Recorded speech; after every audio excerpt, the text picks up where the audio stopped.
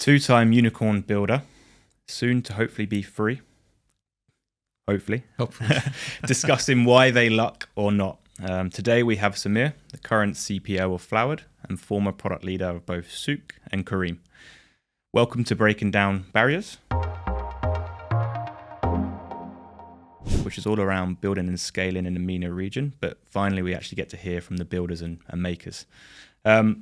You've been a part of obviously the startup scale-up ecosystem for some time, and I'm sure you've seen lots of different changes and transitions. So the first thing that I'd like to ask is, how did the startup scene differ from pre-2011 to post-2011, and then obviously to pre-COVID, post-COVID, and the changes now, especially what we've seen obviously after 2021 as well?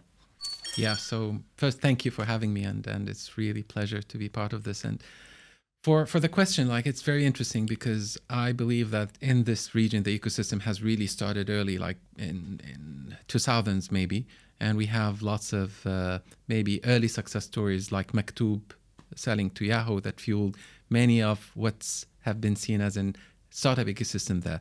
But I would say before 2011, it was like very fragmented trials here and there. People are trying to build their own notion of the Silicon Valley in the region, trying to copy it as is 100%.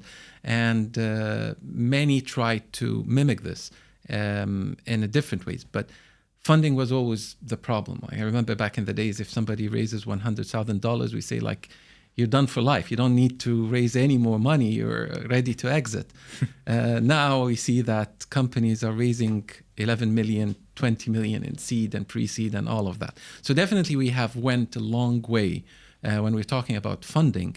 But still, I think the biggest challenge that I see consistently across pre-2011 and the early days, where it was a little bit of immature, fragmented, chaotic, to the kind of order that happened after 2011, the influx of VCs and investors and the push that we have seen, many serial entrepreneurs starting to come in, failing and trying again and again, until COVID. I think the main challenge that I've seen is that most of the startups managed big time to capture the early stages, the early adopters of the market. And when they start going into scale, this is where everything breaks. And very limited startup that we have seen being able to cross this kind of a chasm, as they call, and start to move into the mass market easily and grow. Some of them were, yes, Shorooq and Kareem. Mm. And we'll unpick a few of those things. And as a part of that, obviously being, which is still an issue around talent density, but at that point of scale, is it that it's like wrong people in the wrong seats? Is it just the lack of experience? You talk about the investors. Is it the fact that the investors aren't like active seats on the board to be able that have seen it and done it and able to advise the founders? Like, what are some of those parts that break as well? So we need to take a step back and understand the complexity of this region, right? First, look, this is not one region, right? This is a fragmented region. So Saudi, UAE, the laws, regulations, customer behavior is totally different. So whenever you penetrate one of these markets, it's as if it's a new startup. So that's a challenge for entrepreneurs. The second one is, even when we're talking about abundance of financing, till now, the big tickets are not there. Like if you look at above 100 million, it's not there, which means that you have a limited number of iterations to figure it out and create this growth with profitability and self-sustainability. Which again makes it a shorter runway for many startups. And then comes the problem of the talents, right? There is a lot of smart people. And when I talk about talents, it's like smart people, talented people, we have a lot about them. But when we're talking about the talents who've done it before, who would not go with the learning on the job, trial and error kind of thing, these are very rare resources. Because as you can see, like how many in this region have seen and scaled a company to millions and millions of users, millions and millions of transactions, and lived through this. They didn't come after the fact. These are the talent that we're looking for. Like you would love to have in your company, because definitely they will help you into reaching this kind of success.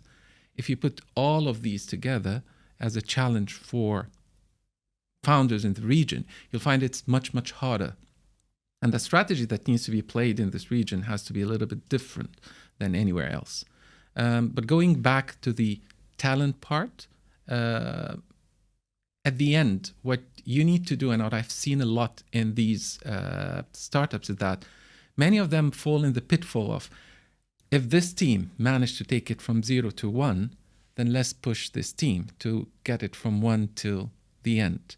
And most probably, this is very hard because the scale needs a totally different talents, capabilities, skill sets that does not mainly like happen with the builders, the ones who can come up quickly, hack things through, figure out things really quickly. But at scale, when you're talking about one mistake could cost you a lot.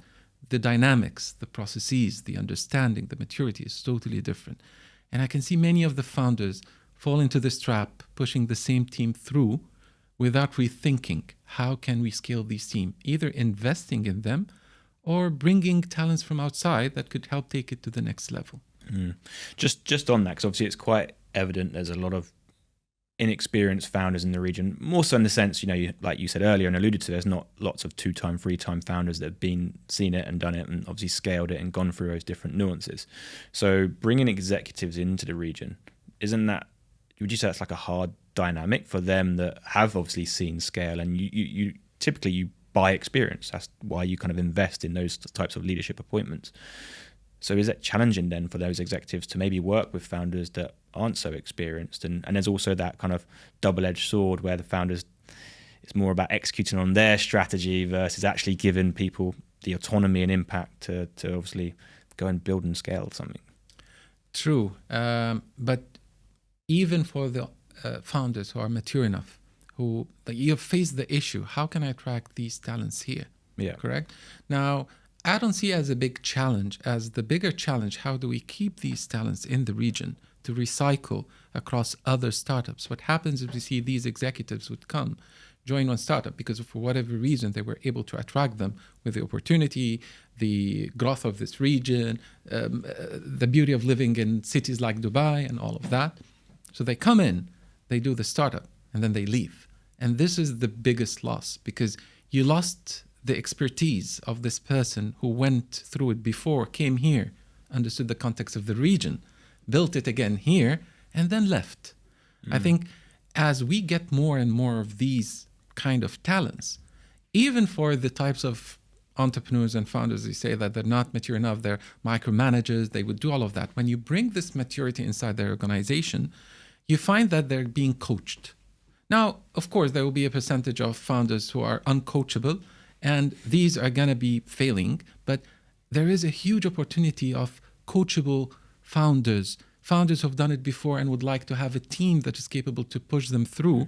If we just get this chunk figured out, we're going to have a bigger pie of successful startups, bigger exits, bigger kind of success story that would inspire more and more and more to go. Mm-hmm. But what's happening now is that still, like, it drops here and there. Big ones, but still not as big density as other markets like even India or Southeast Asia. Yeah, it's a two-part question here. So as an experienced product leader now in the region, obviously you're not looking for a job, but let's put you in the scenario that you are. What are the things then that you would look for in a founder now? Like, what are the things that are going to be important to you to identify this is going to be the right business that I'm going to invest many years, hopefully, in? And then the second part question to that is, bringing someone like yourself from out of the region, whether that's Europe, US, or wherever it might be, Asia, what would you say, like, how would you attract them to the region? Like, what would you say is like the biggest kind of opportunities for them as well? So the first part of the question, I think a mature leader appears, like it's in the first discussions with him, his understanding, his perspective, his vision. It's not about his enthusiasm about it. It's about his reality checks of understanding that scaling an organization is a totally different game. That understanding by itself is a very good signal that this is a company that will go places, because even if in the first trial it didn't work, like in the first iteration, the second, the third, it will work. Because the mindset is there, the culture is there, and focusing on the right things is there. So you have to look for that when you talking up with the founder, understanding where does he come, does he listen, does he process, and at the end, does he do the right thing that he believes in, no matter what everybody is telling. He just absorb, process, and then take the right decisions and own it and learn from them and adjust. That part is very important. And maybe we can pencil this and turn back to it, which is the understanding of the product market fit and how do you scale it. We can come to it later. But the other part of the question, there are lots of opportunities. Like, it's not that much, to be frank, but you can find Arab Americans, Arab Europeans who would like to relocate and come near to the region. This is a huge opportunity for them to look for a startup that has the potential to grow. Also from India, like having this location, lots of talents and lots of companies that did it, and lots of big tech there. And there's also even the people who are not like Arab Americans and all of that. The opportunity of living in a city like Dubai is something that many tech leaders would fancy.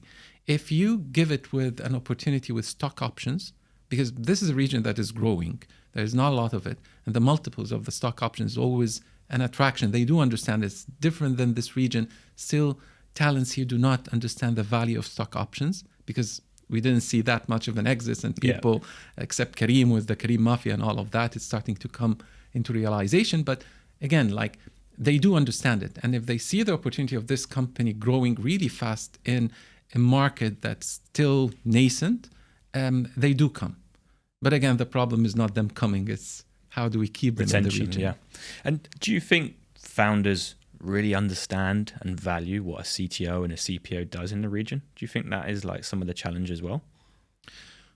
It is one of the biggest challenges. Like, it's like in many cases, you find like not even like what is a CPO, like what's product about.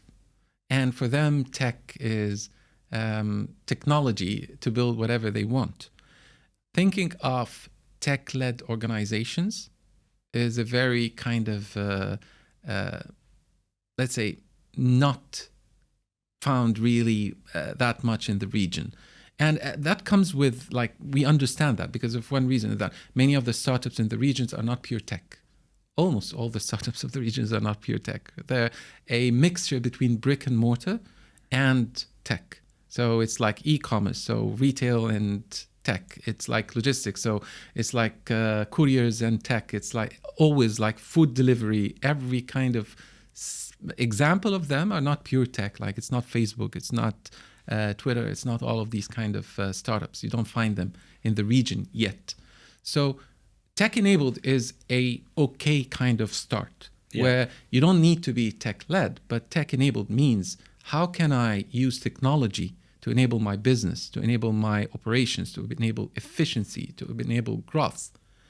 Now, that part is starting to come along. Like, as founders try to do this themselves and then find other companies that have adopted product and engineering in the right way going faster, we're seeing more and more coming in. However, the expectations are still not aligned. Like, in their mind, I'm going to get the product organization and engineering, and in like 1 year, I'm totally in another place.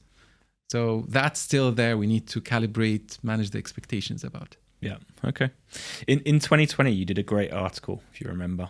So it was obviously centered around all of the learnings from Souk and Kareem, and you had 20 points that you mentioned. I'm not sure if you remember all of them, but I did note them down. There was quite a few, maybe controversial. I won't go into all of the details, but I'll just give you a quick synopsis. So, ideas are worthless. I don't want to call it luck, but many times being in the right place at the right time with the right people dictates the success and failure. You can buy growth. Do good by your people. Fire the arseholes, is what you said. In many instances, startups hit crazy scale, but founders start promoting their old team and leadership. Focus is something you highlighted. And thinking about what you want to do next quarter. Pivot fast, which is a key one in any business, I think, out of the region as well. Do not tolerate politics. Again, fire the arseholes you mentioned. Yeah. Enjoy the ride. Anyway, that was some of them. So I was just wondering, is it still the same? We're 4 years later now. Has anything changed? Is there anything that you'd bolt on? And do you want to bring some color to that article as well? Yeah. So I think they all stand as is, but as I have worked with more and more startups and specifically this stage, because this is where my passion has been and this is where my focus has been, which is scaling startups. So as I go more and more in these kind of stages of startups, I see these all 20 points coming to one specific point, or maybe two. The first one is, and it's very interesting, the product market fit. So many companies, and when they start with a specific product that is actually going well with the early adopters, right? Like you have these geeks, tech-savvy people using it and working with it. But then they take the same product market fit and go with it to the mass market. And this is where everything breaks. The assumption that this product that worked with the early adopters would work with the mass, the laggards, the people who are very picky, the people who are exposed to lots of competition, and think and force it towards, is the biggest misassumption and miss that happens with almost all startups. The realization that as I go there, I need to rethink my whole product and see how I can fit it now with the biggest market is the biggest challenge. Now, is that the reasons why you think founders then do get product market fit wrong, shall we say? You can hear it in every startup. Where did growth go, right? Like you can always, like it's consistent. I've seen it in almost every startup I've joined, like at a certain point, and mainly it's a point when I joined, because I joined at that critical point and I hear it consistent. Where did growth go? Right. They start putting more marketing money and growth is not going. And so how do you unpick that then if you're brought in and like to get that right? That's the idea. This is where you start to influence, asking the right questions, like how do we look at our product? But not about that. It's about what is the constraint, right? Like what made this product not continue to the mass market? And mostly it's one thing that is a constraint, that is an assumption in our head, either that it should go this way or we can't do that. That is the reason that's pulling everybody back. Once you start like unscrewing these kinds of underlying assumptions and challenge them, the solution becomes very simple. Inherently it's simple, but people just need to look like down, like how do we look at this constraint and not compromise about it, but just fix it. And I think this comes from my passion about theory of constraint and how do you look about constraints and start untangling them. Now, the thing that everybody needs to think about again, which is the second part, is just your runway. It's a runway, right? And you need to make sure that you take off before you run out of this runway. And this either is coming with the funding, so you have enough funding, you have enough cash, and either by funding or by becoming profitable, so you have this endless kind of runway, and you can take your trials until you create this growth again. Or again, going back to the talents, where you bring the right talents who have done it before, seen it before, so they save you lots of the reiterations and trial and errors and make sure that you take off before you run out of runways.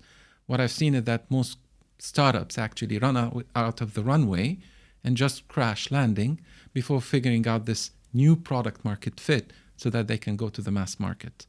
So is that the part around the pivot part? Exactly. So pivot, you can see like it's about the culture. So fire the assholes. You cannot tolerate the bad culture inside such an organization that needs to innovate and rethink things. Because if you go into the blame game and you go into the culture of people designing for themselves rather than for the company and taking the wrong decisions, you will run out of the runway. If you start pushing your current team without rethinking, are they the right team for the next step? You're just losing time and you're running out of the runway.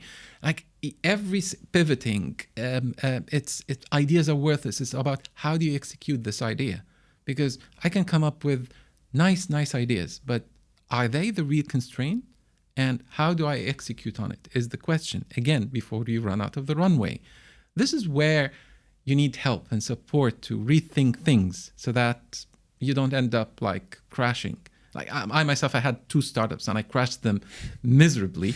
And this is where my passion about scale came. Like But how do you you learned actually, a lot, right? yeah, like how do you do that? Like how do you make sure that your company just scales in a very smooth hockey stick I like don't know kind if of there way? is such thing, is there? Or There is. Like, we have seen it multiple times, right? Some examples are huge. Some examples are not that big. Some examples went to the hockey stick and then stagnated and turned out to a zombie. But it always go back to the main thing. Do you have enough runway to reach the point where you are growing with an exponential while being profitable or not? do you think there's been some companies along the way, especially with how long you've obviously been around the ecosystem, that was like wrong place, right product and idea and concept, but kind of wrong time as well? So there is this kind of early, what do they call it? First market movers, right? And Sue.com actually was one of the examples of the first market mover. There was one of the biggest e-commerce in the region, and Sue faced a big challenge, which is now we are educating the market. The amount of spending and innovations and work that has been done by Sue is paving the way for all these e-commerces now. But who paid for all of these investments? It was Sue.com. And then you got the second to market, who came really easily, an educated market, turn on a price war, and put all the competition in a very unfavorable condition, right? So sometimes being early is very like tough. Like you're gonna have to understand that if you sense that this company is too early for the market, you'll have to spend a lot in educating this market, and bear in mind, how do I create this moat so that the second mover, he doesn't come and just eat the market from me. Mm-hmm. And we can see this now, the price war between Noon and Amazon and all the other coming in, and Shein now coming with the fashion, and all of this happening. These are the second movers to the region that are taking benefit from all the investment that Sue.com made in the beginning, right? and obviously on the whole scale, obviously that's a key theme, obviously around scaling startups in the region. Why is it that you don't think we'd see many, Souk and Kareem, and obviously the bit that we started, the luck or not part as well? What's your kind of perspective there? The runway. Yeah. We have been held like this kind of cards, and we need to play with it. And I don't think entrepreneurs understand that. They're still mimicking the Silicon Valley example, where I'm going to show great growth and then I'll figure out how to monetize it, right? And because we do not have that enough of funding, we don't see these tickets above 100 million that much, 200 million. Like Kareem took the 300 million almost. Like who else was able to land these tickets? It's like you can count them on the hand. If you go to India, if you go to other regions, you'll find more and more of these tickets, but that's not the case here. Because of all the challenges we talked about, this is a fragmented market, nascent market, and all of that. So while you're doing this in mind, your strategy needs to be different. Don't play with the same strategy. You need to change the rules of the game to your favor, which means that profitability has to be in mind from day one. In this region, if you go in with, we're going to grow and figure it out later, most probably, I'm not saying that you're going to fail, but you're just putting yourself risk of running out of your runway without figuring it out. But if you have this mechanism and your old economics works at small scale, that makes it works in big scale from day one, at least when things go south, you just turn on your profitability engine and you extend your runway until you figure it out. Like different strategies needs to be implemented here. We cannot just look at how others do it, and we need to customize it to our kind of understanding of the limitation of talents, limitation of funding, and the tough market that is of the fragmented market. Mm-hmm. And there's a big perception around product in the market. You touched on it earlier as well, around obviously tech and product-led organizations, and even the ones that say they are product-led, in reality they're not in terms of the way they work and operate. And even what I've seen, I came into product recruitment around about 2011 in the UK, and it didn't used to be called product managers. It was called BAs, project managers, Scrum masters, etc. And people never really understood of what a product manager actually does, and how they fit at that intersection across all of the different parts of the business, and really seeing the value. And obviously it's evolved, but there is that perception in terms of the Middle East that product is into some capacity like non-existent. People don't really know what product is, the founders. So Yeah. What is your take? What is your kind of perspective? I think it is a case, and it's understandable because even many of the companies with their product teams, they do not do product. They actually do Scrum Master, project management kind of thing, where they take all the requirements and start putting them in a roadmap and then deliver on the priority that the business wants. So basically, you find most of their time spending with the engineers, working with the engineers. And many startups that I join in, the third thing that I do is I need to decouple the product from the engineer. Like, you guys don't talk to each other. You need to learn to live in different, like engineers need to figure out the delivery by themselves, and product, you need to figure out the business. Don't get the business from the business. You need to understand the underlying problems that the business have. Probing, discovery. This is the job of a product manager. The value of a product manager is his ability to understand the underlying problem. I can give you a problem. We're facing an issue in customers not getting their orders on time. So we want to do 1, 2, 3. Now, if you take this solution as is and implement it, most probably you're going to fail, because the product manager, what he needs to do is ask, why do you believe 1, 2, 3 are the solutions? Why do you believe that orders are delayed? And he goes and probes until he understands what is the core problem. And then when he solves it, he just turns off many fires that has been out. Now, these calibers in the region are not that much. Again, going to the lack of talents. The product managers that we have haven't been trained under many of product leaders who went through scale, coming from the West, understand how product management really goes. Most probably they have been trained under engineering organization, coming out as more Scrum Masters. So how do we educate more? How do we breed more? How do we bring these product managers and keep them in the region rather than moving out? That's the biggest challenge. And would you say that obviously translates into actually just building and scaling product-led organizations, and that is some of the challenges that businesses face? Yeah, because basically they have, as their tech debt, there's product debt. When you do not pay your product debt, what happens? The experience breaks. Customers start to just, like, you have a leaky funnel all over the place. And then suddenly you get a competitor who figures it out and you lose your customer base. The job of a product manager is not to do what the business wants. The job of a product manager is to deliver the value that the business wants. And do you think they understand that and want that, though? Once they see it, they appreciate it. That's the thing. That's like anything in life. And it's very hard because as product, we do not know 100% sure if the value is going to come if we do the solution this way. This is why we're agile, we try, we iterate. So to have leadership that are very patient and going through the process to see the light at the end, once they see it, they appreciate it, and people start to talk. Now, I'm hearing more and more of investors pushing their startups. You need to bring product because you're just doing it wrong. You're just losing customers on experience. You're spending too much of engineering bandwidth in things that doesn't bring value. So more and more I'm starting to hear that. And surprisingly, more and more entrepreneurs, other than they do not understand it, they feel that they're left out. And yes, let's bring product leadership into the company. When then, just so we lean on that a little bit, when is the right time to bring in a CPO from your perspective? And when is the right time at scale? I believe product organizations in early stage companies are not that valuable because the CEO plays the role of the CPO, and actually he needs to play this role, and he needs to break things, and he needs to try things himself because he's in a stage where he's trying to figure out his first product market fit, right? Now, if we're talking about scale, that's a totally different story because once you scale, there are too many things that you want to do. There are too many ideas. There are too many fun stuff that you want to put here and there. And this is where you start bleeding money. A proper product leadership makes sure that your investment goes to where the value is and make sure that it builds a process that it scales with you so you can do more with less. Yeah. And when you're a founder making, like, forget obviously the CPO part or VP, whatever it might be, product leadership, but a founder bringing in their first product hire, what should they look for?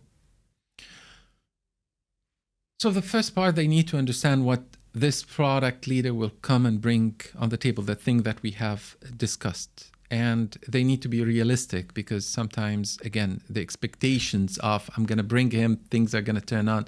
It's a culture shift. If you brought him, it means that you want to start to change the culture of your organization to be more product, not led, let's not even led, even product enabled.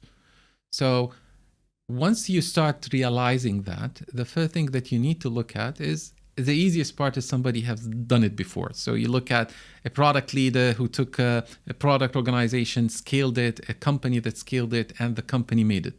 That's the easiest part. And again, that's the hardest part to one extent in finding those people in the region, though, right? That's the hardest part. Then you start looking from outside.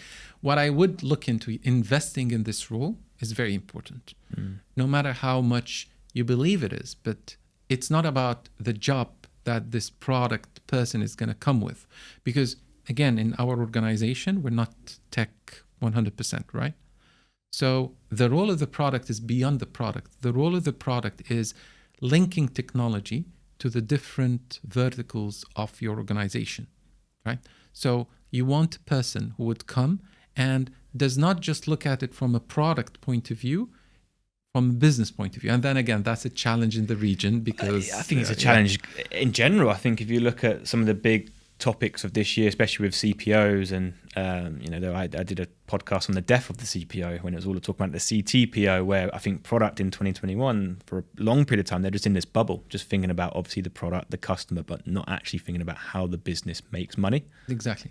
Which is your point. This is what I tell my product team. Like, they got frustrated when they find themselves stepping into other domains, helping there, maybe even doing their job, until a person comes and takes over from the other domain, and they feel that this is not product job. And I'm telling them, welcome to 2024 and 2025. This will be the job of product, because your job is to influence the change.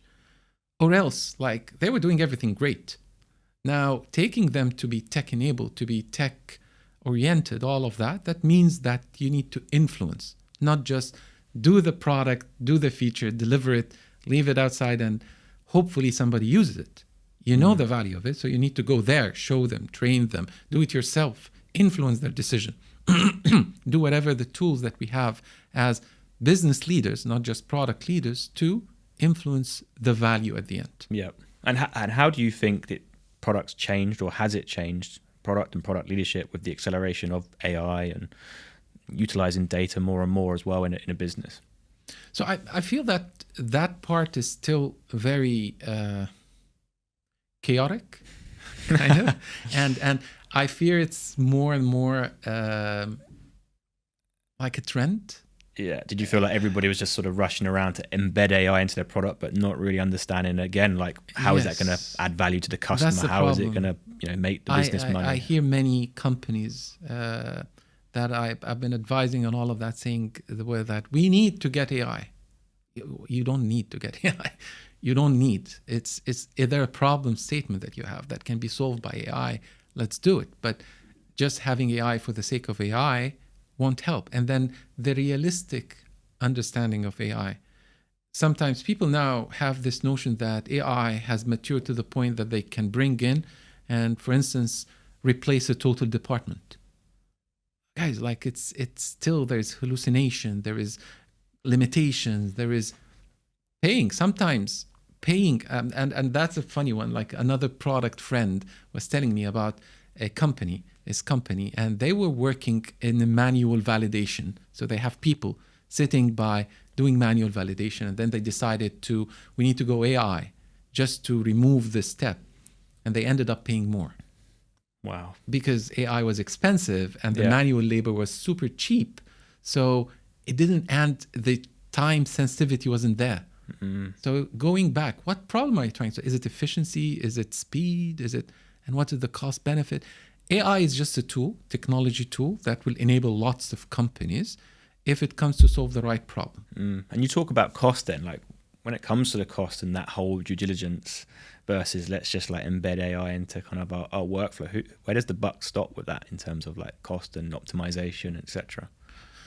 So again, I go to product should play this role, right? Yeah. Like, product needs to lead on this topic while the budget doesn't exist with them, but doing this analysis and helping the other department leaders in understanding the cost versus the benefit and the return of investment, building a commercial model even, and talking and having this three-way discussion between product, business, and finance on what is the right approach and where the investment happens. Because again, a product could help a lot in understanding the capabilities, the real capabilities of the technology and how it brings. Now, if you have a business leader who is tech savvy and all of that, you'll find the dependency on product is less and less, which is fine. Like in many cases, I came to advising a company and telling them, guys, you don't need a product organization. You really don't. Like the culture that I see, like the power struggle, because again, you need to understand the culture. If you have lots of power in the hands of the business, you're bringing a product leader who will not have the autonomy and the capability. So you're just going to create frictions that does not exist.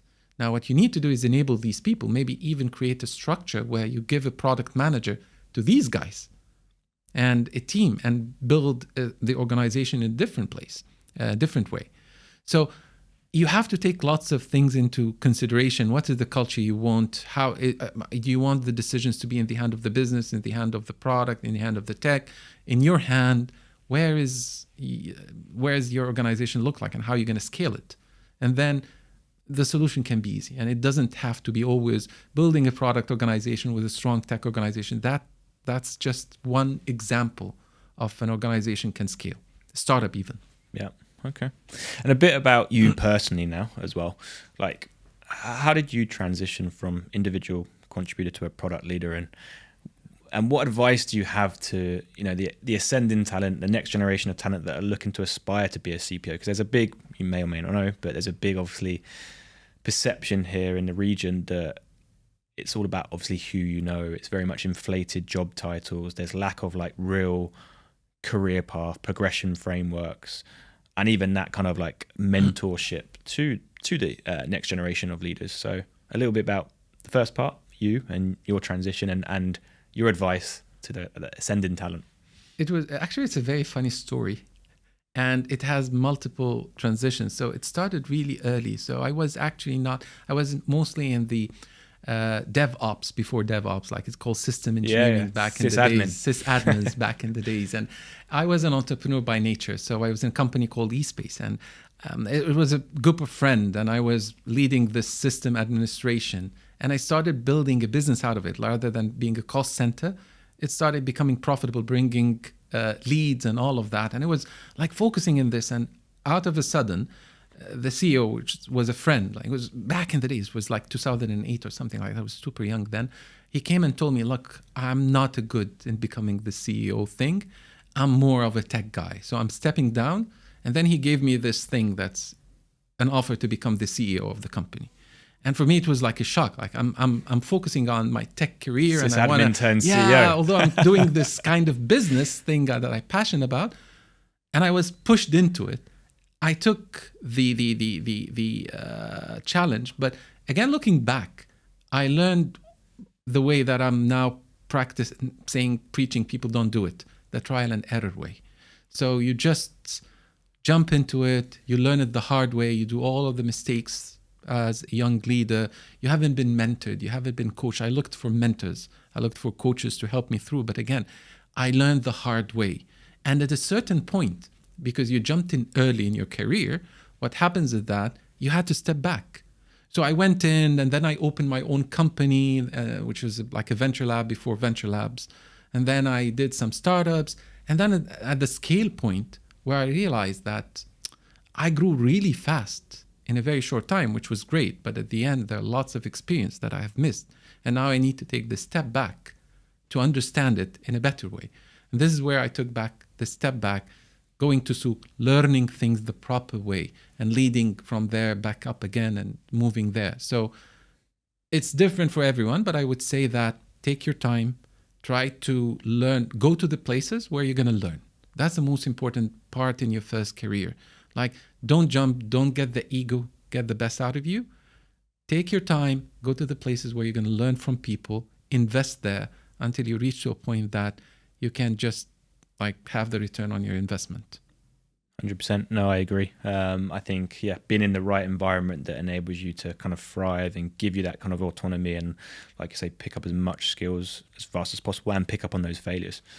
In terms of failures, then you mentioned it. Like, what's been your biggest product failure, and what did you kind of learn from that?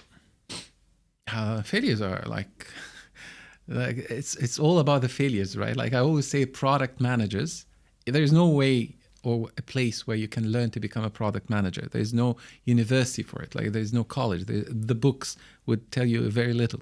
Like a product manager is his journey in building companies and features and ideas and failing more than making it. Because these failures are the ones that will give you the experience that in the future, you're like, yeah, I've seen this before. Like your gut feeling as a product manager will tell you, don't go there. I've been there. I've seen that. It's not going to end properly, and maybe do it in a different way. But I know, like, there are lots of failures. Like I would say, my venture lab was one of the biggest failures that I went through. Like jumping in, creating in 2011 a venture lab, investing in early stage startups, trying my own startups, and then after 3 years, 2013, 2014, we just had to shut it down with all companies going bankrupt. So it was after like going to the top and then crashed big time. I would say this was one of my biggest failures. Okay. What do you know now then in your role, in your job, that you kind of wish you'd known early on in your career? The funny part is that was like me and my partner back then, like we did all the mistakes that we preached our own startups not to do. So don't get emotionally attached. Yet we got super emotionally attached and we pulled the plug too late. Again, make sure it's all about the cash flow. Like if you have enough cash, the runway, it's fine. We bled money right and left because we got emotionally attached to the point that everything had then cracked. But the most important part is, and this is the one that I learned as a product manager, like that was one of the biggest learnings as a product manager, don't over-engineer. Like many of the startups that I've worked with, I influenced, and the one that I did, I totally over-engineered. One of them was actually augmented reality back in 2012, back when there was no augmented, and we were partnered with Qualcomm, and we did lots of things. We did a platform that would make you, when you scan any kind of a magazine, you can get augmented reality content, and it was a platform, technology, and all of that. And we didn't think of one use case that we could really use for it, a business use case. Like we over-engineered it and put more features, make more things, and at the end, nobody used it, and we had to shut down. On that, then, you mentioned features. How do you prevent feature creep then? Yeah, I think feature creeps now are easier to control because you always have a constraint from the engineering side, right? Like there is a limitation in the bandwidth of how many features you can come up with, correct? No matter how much engineers you have, you'll always be short on engineering manpower. If you understand this constraint, then your prioritization becomes your key, right? Like, what feature should I make because I have one shot? Then the second question would be to you, what is the most important business metric that I need to move? And then you go into the discovery. That constraint is very healthy because think of if you have all the amount of bandwidth that you need to develop whatever features you want, most probably you will end up with a Frankenstein of a product that has all the features that is never needed. Creating this constraint, even if it does not exist, create it on yourself. Just cut down, like make it small so that you are able to pick the right feature that brings the right value. It's not about the feature, it's about the value that's going to bring it at the end. Okay. And you mentioned earlier around gut. So I was wondering, how do you balance like gut and intuition when it comes to obviously like data as well in product? Like for me making now, the decisions. Obviously. For me now, actually, I do another thing. I delegate this whole. Like I'm a big passionate person about building autonomous teams. The only way to scale a tech organization is to build autonomous team. But that's hard because you've always got to find accountability, which is very hard to find in people. But that's where you build it in them. You'll be surprised how like that every single time. Nobody failed me if you were clear with them, with their accountabilities, and their authorities. Because it's very bad to give them the accountability without the authority. If you want to hold them accountable, give them the full authority. So in choosing, that's your choice. Now, what you can do is coach, mentor, tell them like, guys, this is not going to end because 1, 2, 3. I never veto unless they do not answer me. Like I ask them, did you think about that? If they say no, I veto. But if they said yes and they came back with an answer that I don't like, I let it go. Like, it's on you. You have the full authority, but take care. And many times I was proven wrong. I just remember, like, I've challenged my team member, like, this is not going to work. This strategy is going to fail. Please don't go through it. And he was like, nope, I know what I'm doing. I couldn't see it. My gut feeling said, like, that's a waste of time. 1 quarter, we're going to the toilet and we're not going to get the value of it. Okay. So I'll back you up, but I'm not happy with that. And he proved me wrong. It was the only strategy that created 2x the value. And I was like, whoa.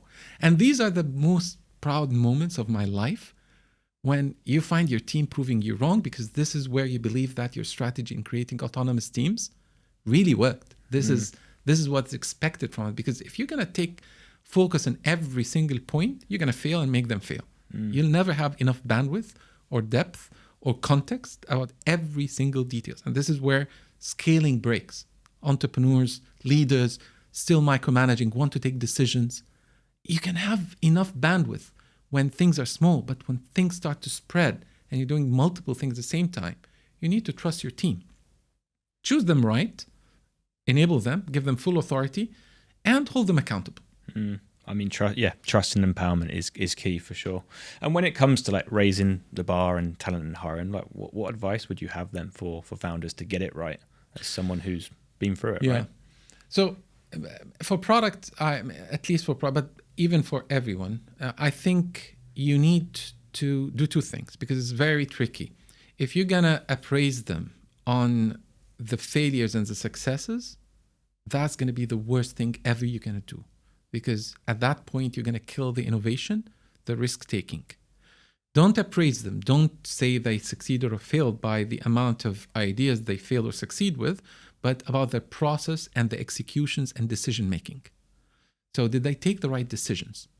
Did they execute it perfectly? If I got a product manager and actually a product leader who delivered lots of features that were perfect. However, his execution was bad. For me, I told him that was luck. You were lucky. These features worked out of luck. It's same luck that could happen if they would have failed. Your execution, your decision-making, your alignment with your stakeholders, making sure that you anticipate the risks were not there. Yeah. So actually, I'm appraising you low, although you have delivered.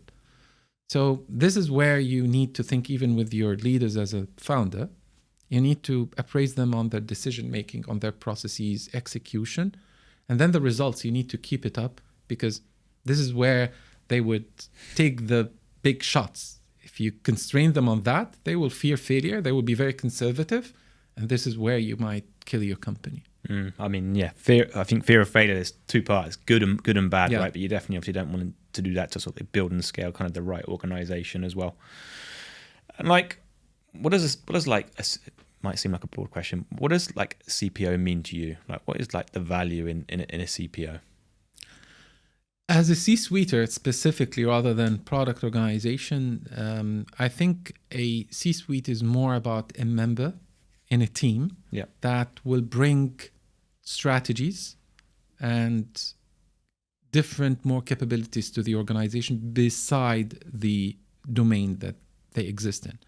Because this is where we look at C-suite. C-suite is not about I'm a product organization, I'm a tech organization. It's about the strategies. It's about the forward thinking. Talking about like one of the founders that exited, without naming names, I met him and I was asking how is life after this exit. He said, like, I was surprised how planning to the future is. Like, people are thinking, like, the leadership is thinking like 3 quarters ahead, while their teams are executing on this and the next and the 3rd quarter. They're planning for the 4th quarter. This is where a leadership C-suite is. And for product, bringing this on the table, and as well, translating these kind of strategies in what to be done in the product for the next phase while building teams that are capable of executing the current phase is the power of a strong CPO. No, I completely agree. And some last sort of final thoughts and sort of quick fire questions. First of all, like what book would you recommend to the audience? Like what book would you recommend to a product leader that's maybe on that ascending talent VP looking to become a CPO, to a founder who's obviously very close to the product, and generally building and scaling companies? So this book has changed the whole way I've been thinking, and it's a series of books. It's called The Goal. It's a classical one. Like I think it's 1980 something kind of thing, and it's not about technology. It's pure manufacturing and supply chain kind of a book. But if you guys know about the Phoenix Project, it's one of the very well-known agile books in the recent history. It's actually inspired from The Goal, like the concept of theory of constraints, how to look at the constraints, how to unblock the constraints, and all of that. I would suggest anyone starting a startup, scaling a startup, starting in product, thinking of any kind of problem, even in personal life, to read this book. Okay, awesome. And what one thing would you like to kind of leave the audience with that's centered around obviously building and scaling companies? I think I would leave them with the last advice of the 20 advices is enjoy the ride. Because basically it's all about that. If you don't enjoy the ride, it's going to be a tough one, and you're going to be stressed. You're going to take the wrong decisions. You're going to be like, you have to enjoy the ride, whatever it is. That's the challenge, right? Finding that passion and purpose in what you're doing. Exactly. And is there anything that I didn't ask you that you would like to kind of discuss or ask me? How the recruitment in the region going? Talking about the talents and all of that. How is it going?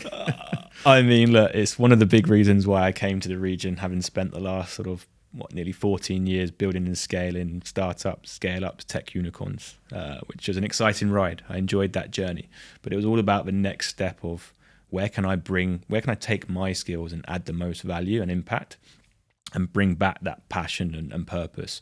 And I felt that the Middle East was a pivotal place and that kind of inflection point where I could do that, and it would bring my skills to most of life. So, I mean, I've found that the region's full of excitement, full of innovation.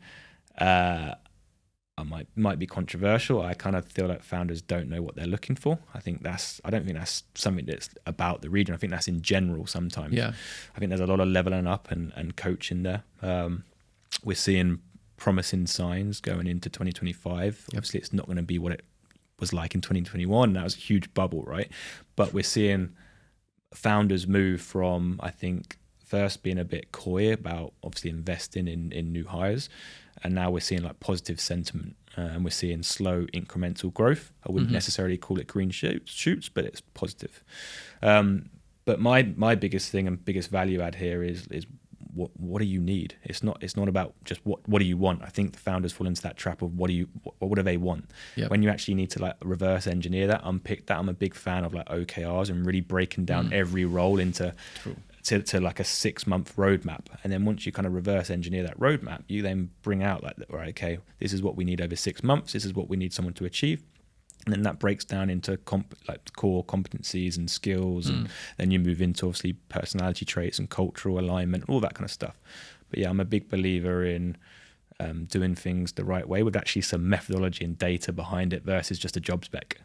So yeah. And do you find this region gonna be like a center hub for tech, or we're seeing more and more using other remote tech hubs out there? Like how things are gonna shape in the next period? I think it's going to become a centralized hub.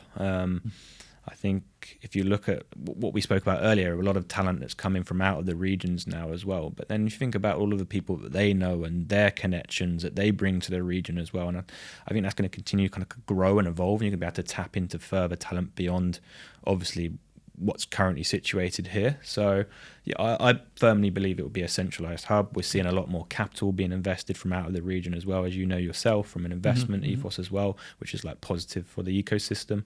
So I think it'll only continue to grow and evolve and be better. Great. Thank you for joining, Thank breaking you for down having barriers. me. Thank you.